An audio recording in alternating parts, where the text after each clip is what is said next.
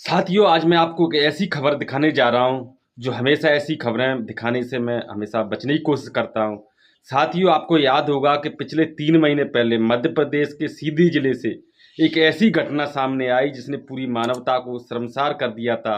आपको याद होगा कि जो शुक्ला था, प्रवेश शुक्ला, उसने एक आदिवासी युवक पर किस तरह से पेशाब किया था और इस मामले को रफा दफा करने के लिए मध्य प्रदेश के मुख्यमंत्री शिवराज सिंह चौहान उनके पैर पूजने का नाटक किया, ढोंग किया, उन्हें घर पर बुलाया, पीड़ित को अपने घर पर बुलाया और उनके साथ खाना खाया।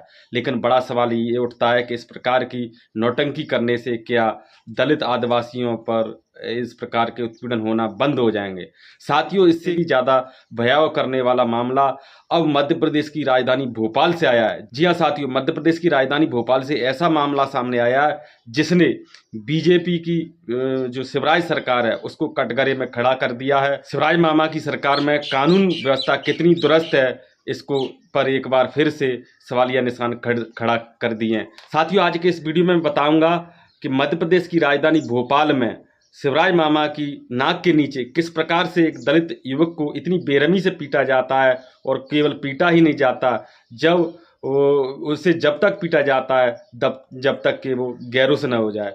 बेहोश होने से पहले पीड़ित पर आरोपियों ने पेशाब भी किया है। ऐसा मामला आया है मध्य प्रदेश से। तो साथियों, आज के इस वीडियो में हम इसी विषय पर बात करने जा रहे हैं कि आखिर दलित आदिवासियों पर जितना चुनाव का समय नज़दीक आता जा रहा है उतनी जल्दी उतने ज़्यादा दलित आदिवासियों पर उत्पीड़न के मामले सामने क्यों आ रहे हैं? आखिर इन अपराधियों को सह कहाँ से मिलती है? आखिर इन अपराधियों को ताकत कहाँ से मिलती है? आखिर ये अपराधी जरा सा भी संकोच क्यों नहीं करते? इन्हें कानून और सरकार की जरा सा भी भय क्यों नहीं है? ये क्यों नहीं इन्हें डर लगता है कि अगर हमने इन घटनाओं को अंजाम दिया तो हमारे खिलाफ कार्रवाई होना स्वाभाविक है? तो साथियों, आपको बता दूं, जो इस घटना के अपराधी हैं वो बीजेपी विधायक से जुड़े हुए हैं। तो पूरा मामला क्या है, पूरा मामला जानने के लिए बने रहिए मेरे साथ और वीडियो को अंत तक जरूर देखें। साथियों, इसको ज़्यादा से ज़्यादा लाइक करें, अपने साथियों में शेयर करना ना भूलें ताकि शिवराज मामा की जो गैर कानूनी करतूतों को पूरे देश के लोग देख सकें। चैनल अभी तक सब्सक्राइब नहीं किया तो चैनल को सब्सक्राइब भी कर लें। नमस्कार, मेरा नाम है ब्रजमोहन और आप देख रहे हैं न्यूज़ 22। जी हाँ, सीधी पेशाब कांड की तरह ही एक नया कांड मध्य प्रदेश की राजधानी भोपाल से निकल कर आया है।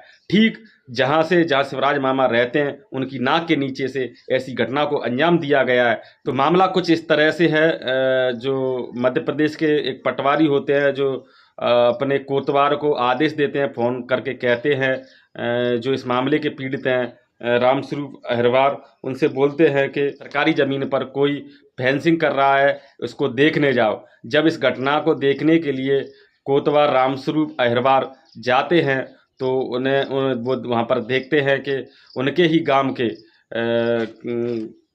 शेरू मीणा और अन्य उनके सहयोगी वो सरकारी ज़मीन पर तार फेंसिंग कर रहे हैं।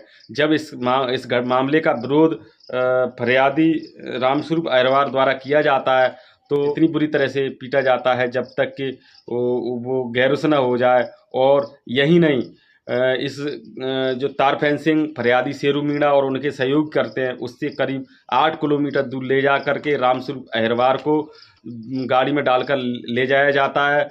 रामस्वरूप अहिरवार को बेहोशी होने तक पीटा जाता है। केवल इतना ही नहीं, बेहोश होने से पहले फरियादी पर पेशाब की जाती है। तो साथियों, ये मानवता को कितना शर्मसार करने वाला मामला है। तो वहीं ऐसे मामले सामने आने के बाद तमाम सवाल खड़े हो रहे हैं। क्या बीजेपी शासन में दलितों को, आदिवासियों का कोई सम्मान नहीं है? आखिर इस प्रकार की घटनाएं कब थमेंगी? आखिर ऐसी घटनाओं को जो अपराधी हैं इतनी सहजता से अंजाम कैसे दे जाते हैं? क्या इन्हें शासन प्रशासन का, कानून का बिल्कुल भी डर भय नहीं है? अगर इन्हें डर भय नहीं है तो किसकी बल पर ये ऐसी करतूतों को अंजाम देते हैं? तो साथियों, ये जग जाहिर है, ये बिल्कुल सरकार और सरकार में बैठे हुए लोगों की सह पर हो रहा है। क्योंकि जिस प्रकार से इस मामले में जानकारी में आया है कि जो अपराधी है शेरू मीणा, वो वहाँ का क्षेत्रीय विधायक हैं, हुजूर विधानसभा क्षेत्र के बीजेपी विधायक हैं रामेश शर्मा, उनसे जुड़े हुए हैं। तो इस मामले में जो विधायक हैं रामेश्वर शर्मा, उनका भी बयान आया है कि मेरे तो शेरू मीणा भी समर्थक हैं और जो पीड़ित हैं रामस्वरूप अहिरवार वो भी मेरे समर्थक हैं। ये दोनों अच्छे दोस्त हैं, लेकिन मुझे इस मामले की जानकारी नहीं है और मैं किसी को क्यों बचाऊंगा, ये सरासर गलत है। तो साथियों, ये उनके मुंह पर करारा तमाचा है, उन आदिवासियों पर, उन दलितों के मुंह पर करारा तमाचा है जो कहते हैं कि अब की से बीजेपी की सरकार आ जाएगी तो दलितों पर उत्पीड़न कम हो जाएंगे, अब की कांग्रेस की सरकार आ जाएगी तो दलितों पर उत्पीड़न कम हो जाएंगे। साथियों, जो लोग इस प्रकार की सोच रखते हैं और जिन्हें लगता है कि बीजेपी या कांग्रेस आने पर दलितों पर अन्याय अत्याचार खत्म हो जाएंगे, अन्याय अत्याचार नहीं होंगे, उन्हें मान सम्मान मिलेगा, तो इस घटना से सबक ले सकते हैं। और केवल साथियों, ये तो मध्य प्रदेश की घटना है, अभी हमारा पड़ोसी राज्य है राजस्थान में भी दिन प्रतिदिन दलित आदिवासियों पर उत्पीड़न के मामले सामने आते हैं। लेकिन जो हमारे कथित समाज सेवी हैं, कथित नेता हैं, जो इन जातिवादियों की गोद में जाकर बैठे हैं, बीजेपी कांग्रेस की तलवे चाट रहे हैं, उनके जूतों की पुलिस करने में ही अपने आप को गौरवान्वित महसूस करते हैं, ऐसे लोगों से मैं कहना चाहूँगा कि कम से कम अपने लिए नहीं तो अपने बच्चों के भविष्य के तो सोचो। क्योंकि जिस प्रकार से आपका ये सोच बनी हुई है कि बीजेपी की सरकार आ जाएगी तो अन्याय अत्याचार कम हो जाएंगे, कांग्रेस की सरकार आ जाएगी तो अन्याय अत्याचार कम हो जाएंगे, ये बात मैं क्यों कह रहा हूँ? क्योंकि इसी मामले में जो विधायक हैं उनका क्या कहना है कि आरोपी जो शेरू मीणा है और पीड़ित है रामस्वरूप अहिरवार, वो दोनों मेरे समर्थक हैं। अब आप सोचिए, जब बीजेपी विधायक के समर्थक सुरक्षित नहीं हैं इस देश में, इस प्रदेश में, इस शहर में, किसी गांव में, तो आम जनता क्या सुरक्षित होगी? यहाँ पर विधायक खुद कह रहे हैं कि हाँ मेरे समर्थक हैं, फरियादी भी समर्थक है, जो पीड़ित है वो भी मेरे समर्थक हैं, और जिसने ये इस घटना को अंजाम दिया है, मारपीट की है दलित के साथ, जिसने उसे पीटा है, वो भी विधायक के समर्थक हैं। तो साथियों, क्या ये आखिर ये दलित आदिवासी इस ऐसी मनवादियों की सोच का कब तक शिकार होते रहेंगे? ये सोचने वाली बातें हैं। और तमाम सवाल खड़े होते हैं कि जैसे जैसे चुनाव समय नज़दीक आता जा रहा है, तो क्या किसी सोची समझी साजिश के तहत इन घटनाओं को अंजाम दिया जा रहा है? क्योंकि साथियों, मैं बता दूं, मैं हमेशा कहता हूं, पहले भी मैंने कई वीडियो में बताया है कि चाहे बीजेपी हो या कांग्रेस, दोनों ने दलित आदिवासियों को एक फुटबॉल के समान समझ लिया है। जब कांग्रेस लात मारती है तो बॉल बीजेपी के पास जाती है, और जब बीजेपी लात मारती है तो बॉल कांग्रेस के पास आती है। दोनों ऐसी घटनाओं का इंतजार करते रहते हैं कि कब दलित आदिवासियों पर उत्पीड़न की घटना आए और उन पर हम राजनीति की रोटियां सेक सकें। ये बात मैं इसलिए कह रहा हूं साथियों कि अभी मानता हूं कि 20 साल से बीजेपी की सरकार है मध्य प्रदेश में, लेकिन उससे पहले 55-60 वर्ष तो कांग्रेस की सरकार थी।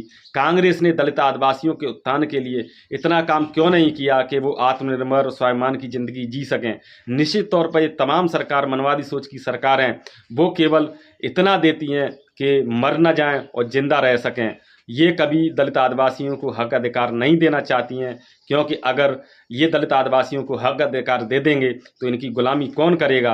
अगर ये सरकारें दलित आदिवासियों के बच्चों को पढ़ा देंगे तो इनके लिए चुनाव के वक्त पर खून की होली कौन खेलेगा? इनके कहने पर, इनके एक इशारे पर हत्या, बलात्कार जैसी घटनाओं को कौन करेगा? इनके अगर ये दलित आदिवासियों को पढ़ा देंगे तो चुनावों में इन समाज से आसानी से दारू मुर्गे के नाम पर वोट कैसे प्राप्त किया जाएगा? इसलिए साथियों, जिन्हें लगता है कि बीजेपी कांग्रेस में दलितों का हित है, ये इनका भला कर सकते हैं, तो मेरा हाथ जोड़ के निवेदन है कि आप इस भ्रम से दूर आइए और आप अपने महापुरुषों की विचारधारा को समझिए कि हमारे महापुरुष इन मनोवादियों से कैसे लड़े और कौन हमारा सच्चा हितैषी है। इस सच और झूठ को आपको समझना जरूरी है, क्योंकि सोचने वाली बात यह है, जब तक खुद की जो अम्बेडकरवादी सोच की पार्टी सत्ता में नहीं होगी, बाबा साहब के विचारों को मानने वाली पार्टी सत्ता में नहीं होगी, जो तमाम बहुजन महापुरुष हैं, तथागत बुद्ध, छत्रपति साई फुले महाराज, महात्मा फुले, इनके विचारों को मानने वाले जब तक सत्ता में नहीं बैठेंगे तब तक दलित आदिवासियों पर उत्पीड़न की घटनाएं होना स्वाभाविक है। साथियों, हालांकि इस मामले में जो अपराधी उनके खिलाफ SC/ST एक्ट के तहत मामला दर्ज कर लिया गया है, लेकिन इनमें अभी मुख्य आरोपी है जो शेरू मीणा, वो अभी पुलिस की गिरफ्त से बाहर है, उसे अभी अरेस्ट नहीं कर पाई है पुलिस। और साथ ही एक बात और बता दूं, अभी आपके सवाल मन में ये भी भ्रम आ रहा होगा कि शेरू मीणा तो OBC वर्ग में ST वर्ग में आते हैं। साथ ही मध्य प्रदेश के कुछ ही जिले में जो मीणा समाज है वो ST वर्ग में आता है, अन्यथा OBC वर्ग में आता है। साथियों, एक बात और बता दूं, जो मैं हमेशा कहता हूं कि इस देश में इस वक्त पर सबसे ज़्यादा शोषण दलित आदिवासियों पर हो रहा है तो वो सिर्फ OBC समाज कर रहा है। मैं ये नहीं कहता हूँ कि पूरा का पूरा समाज कर रहा है, लेकिन जितने भी अन्याय अत्याचार की घटना आती हैं उनमें OBC समाज के लोग ही सबसे ज़्यादा शोषण करने वाले और मुख्य आरोपी होते हैं। इस बात को कब OBC समाज समझेगा, क्योंकि जब तक OBC समाज नहीं समझेगा तब तक दलित आदिवासियों पर भी इस प्रकार के मामले सामने आते रहेंगे। एक तरफ जहां OBC समाज के बड़े बड़े नेता सामाजिक न्याय की बात करते हैं, उनकी बात ये समझ में क्यों नहीं आती है कि हम अपने सामाजिक स्तर के संगठन बनाकर या सामाजिक मीटिंग लेकर के अपने आदिवासी जो पिछड़े वर्ग के लोग हैं उनको कंट्रोल करें कि इनकी बातों में नहीं आना। अगर पिछड़े वर्ग समाज के जितने भी बड़े बड़े नेता हैं इन घटनाओं पर, ऐसी घटनाओं पर रोक नहीं लगा सकते हैं जिन घटनाओं में पिछड़े वर्ग के लोग मुख्य रूप से आरोपी हैं, तो हम मानेंगे कि ऐसी घटनाओं के पीछे OBC समाज की भी उतनी भागीदारी है, उतनी ही सोची समझी साजिश है जितनी मनवादी सवर्णों की है। आपका इस वीडियो पर क्या विचार है? आपको क्या लगता है? अपना सुझाव हमें कमेंट बॉक्स में जरूर दें। अभी के लिए सिर्फ इतना ही। आप देखते रहिए न्यूज़ 22। इस वीडियो को ज़्यादा से ज़्यादा शेयर करें, लाइक करें। चैनल अभी तक सब्सक्राइब नहीं किया तो चैनल को सब्सक्राइब भी कर लें। नमस्कार।